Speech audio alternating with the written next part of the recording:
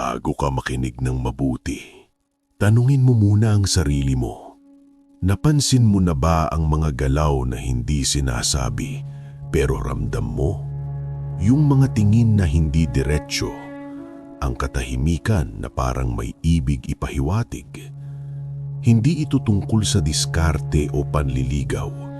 Ito ay tungkol sa kung bakit may mga lalaking hindi humahabol pero sinusundan. Sa video na ito, pag-uusapan natin ang mga lihim na galaw ng babaeng may malalim na pagtingin at kung bakit ang lalaking may kontrol sa sarili ay natural na naaakit. Kung hinahanap mo ang lalim, hindi ingay, nandito ka sa tamang lugar.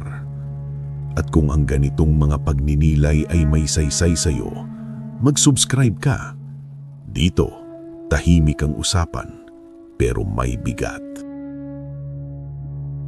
Narinig mo na ba ang sabi ng mga mata ng babae?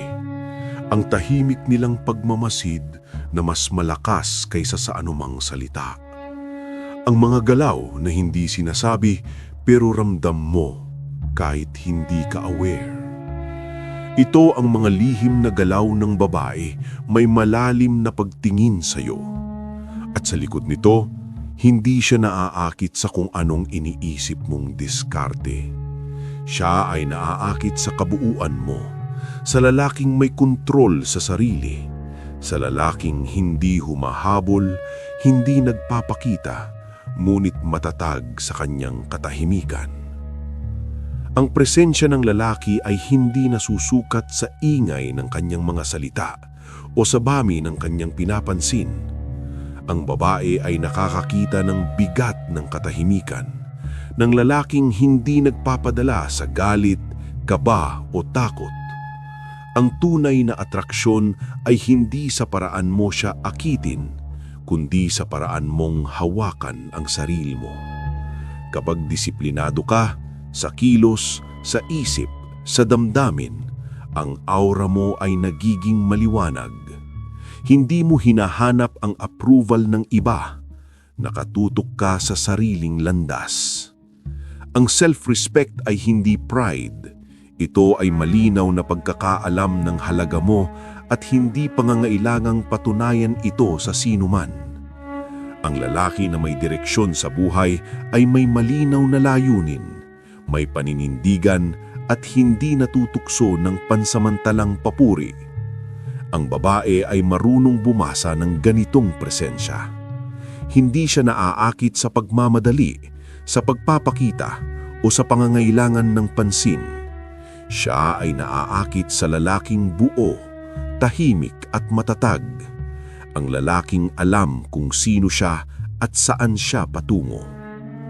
Ito ang lihim ng natural na atraksyon, hindi sa diskarte, hindi sa pagpapakitang gilas, kundi sa kabuuan, sa kontrol sa sarili, sa katahimikan na may laman at sa malinaw na direksyon sa buhay. Kapag nakita ng babae ang lalaking ito, unti-unti siyang naaakit, hindi dahil kailangan mo siyang akitin, kundi dahil siya ay naramdaman ang bigat ng presensya mo, ang kapayapaan na dulot ng paninindigan mo, at ang lakas na hindi pilit. Ang mga lihim na galaw ng babaeng may malalim na pagtingin ay hindi laging halata. Ngunit kung tahimik kang matatag, may disiplina, may direksyon at may respeto sa sarili, mapapansin mo sa bawat sulyap, sa bawat sandali, sa bawat katahimikan na nag-uusap ng mas malalim kaysa sa anumang salita, ang tunay na koneksyon ay nabubuo, hindi sa paghabol o sa pagpapakitang diskarte, kundi sa kabuuan, sa pagiging buo, sa pagiging lalaki na kumpleto sa sarili. Hindi lahat ng lalaki ay matatag sa sariling katahimikan. Marami ang nagpapadala sa emosyon, galit, kaba, takot, o pangangailangan ng pansin. Ngunit ang lalaking natural na naaakit ng babae ay iba. Hindi siya natitinag sa bawat hamon o pagtuligsa. Hindi siya sumasabay sa agos ng damdamin na walang direksyon. Sa katahimikan niya, ramdam mo ang kontrol. Hindi pinipilit ang mundo na makiisa sa kanya. Hindi hinahayaan na ang pangyayari ang magdikta ng estado ng isip niya. Disiplina ang pundasyon. Hindi ito tungkol sa pag-iwas sa kasiyahan o sa paghihigpit sa sarili. Ito ay tungkol sa malinaw na pamantayan sa sarili. Alam niya kung ano ang tama, kung ano ang mahalaga, at hindi siya natutukso ng mga bagay na magwawala sa kanya sa tamang landas. Kapag ang lalaki ay may ganitong disiplina, ang babae ay nakakakita, hindi sa panlabas na kilos, kundi sa paraan ng kanyang presensya. May bigat siya, may lalim, may tahimik na kapangyarihan. Emosyonal na kontrol. Ito ang lihim na hindi laging napapansin. Ang lalaking hindi nagagalit agad, hindi natatakot sa hindi tiyak, at hindi nagpapadala sa pangangailangan ng agarang paghanga, ay naglalabas ng presensya na kaakit-akit ng hindi sinasadya. Ang babae ay nakakaamoy ng kalayaan sa sarili, isang lalaking hindi alipin ng damdamin, kundi master ng sarili. Self-respect at paninindigan.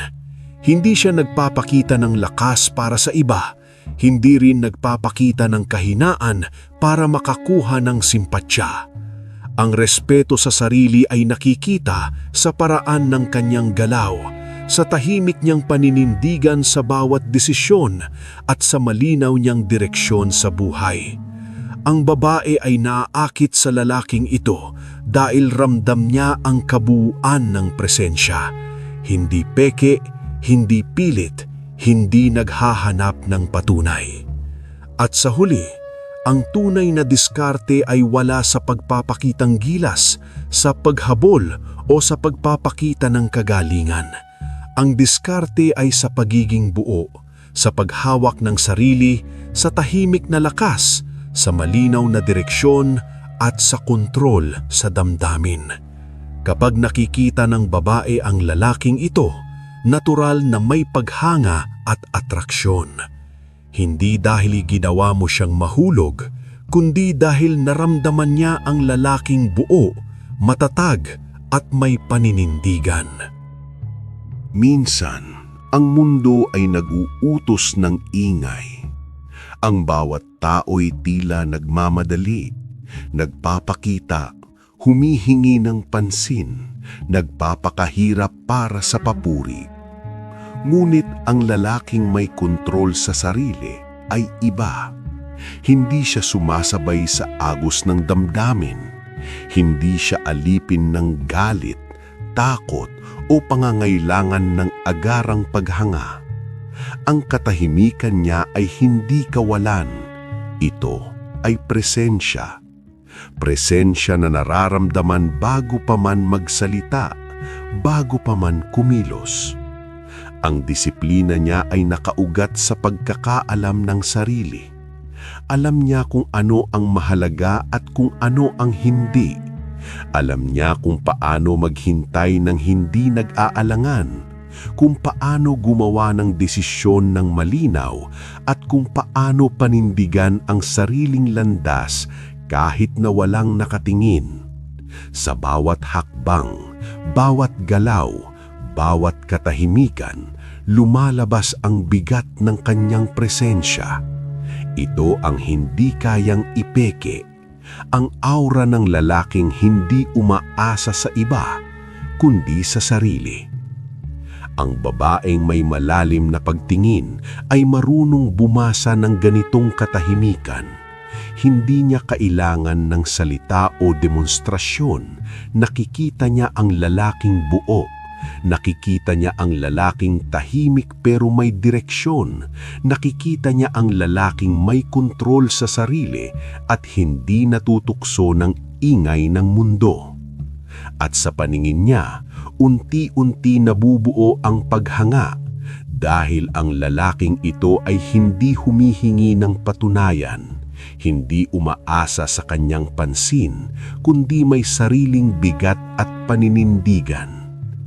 Emosyonal na kontrol, hindi ito biro, hindi ito simpleng pagkakaalam kung paano itago ang damdamin. Ito ay tungkol sa mastery ng sarili, ang kakayahang hindi ipaalam ang takot, hindi pabayaan ang galit, at hindi paganahin ang pangangailanan ng papuri sa sariling desisyon. Kapag may lalaking ganito, ang babae ay nakakaamoy ng kalayaan sa sarili, isang uri ng presensya na hindi basta-basta matatawaran. Sa dulo, ang diskarte ay hindi nasa galaw mo o sa salita mo. Ang diskarte ay nasa pagiging buo mo, sa katahimikan mo, sa disiplina mo, sa kontrol mo sa damdamin at sa malinaw mong direksyon sa buhay. Ang babaeng may malalim na pagtingin ay naaakit sa lalaking ganito.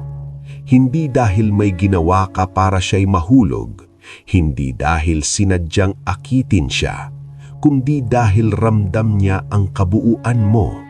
Ang lalaking matatag, tahimik, may bigat at may presensya na hindi kailanman kailangang patunayan. Sa huli, hindi tungkol sa pagpapakita o sa paghihikayat. Ang tunay na atraksyon ay hindi nakukuha sa galaw o salita, kundi sa kabuuan ng pagkatao. Ang lalaking may kontrol sa sarili ay hindi nagmamadali sa paghahanap ng approval, hindi nag-aalab sa bawat pagtingin, at hindi umaasa sa pansin ng iba. Ang kanyang katahimikan ay may bigat, ang kanyang presensya ay malalim at hindi kayang ipeke. Ang disiplina niya ay malinaw sa bawat kilos, sa bawat desisyon, sa bawat sandali ng kanyang buhay. Hindi siya alipin ng damdamin, siya ang master ng sarili. Hindi natitinag sa galit o kaba, hindi hinahayaan ng takot o pagnanais ng papuri na diktahan ng kanyang landas. Sa katahimikan at kontrol na ito, lumalabas ang isang presensya na natural na kaakit-akit, hindi sa pilitan, hindi pilit, kundi bunga ng kabuuan. Ang self-respect at paninindigan ay nakikita sa paraan ng kanyang paglakad sa mundo. Hindi niya hinahanap na patunayan ng sarili, hindi rin niya sinusukat ang halaga sa opinyon ng iba. Ang malinaw niyang direksyon sa buhay, ang layunin at pamantayan na hindi nagbabago sa bawat simoy ng hangin, ay nagbibigay ng aura ng kalayaan at tibay. At dito, ang babae na may malalim na pagtingin ay nakakaamoy ng presensya na hindi pwedeng palampasin. At ang pinakamahalaga, ang natural na atraksyon ay bunga ng pagiging buo. Hindi dahil may ginawa ka para siya'y mahulog, hindi rin dahil nagpakita ka ng karisma o diskarte. Ito ay bunga ng katahimikan, disiplina, emotional control, self-respect at malinaw na direksyon sa buhay. Sa bawat sandali na ikaw ay matatag sa sarili, unti-unti siyang naaakit, hindi sa pangangailangan mo kundi sa ramdam niyang kabuuan mo. Ang lalaking hindi humihingi ng patunay, ang lalaking kumpleto sa sarili, ang lalaking tahimik pero may bigat sa presensya. Sa ganitong paraan, makikita mo ang lihim na galaw ng babaeng may malalim na pagtingin sa iyo. Hindi sa salitang sinasabi, kundi sa bawat tingin, sa bawat sandali ng katahimikan, sa bawat pagmamasid na puno ng paggalang at paghanga. Ang atraksyon na ito ay hindi laro. Ito ay refleksyon ng pagkatao mo, tunay, buo at matatag.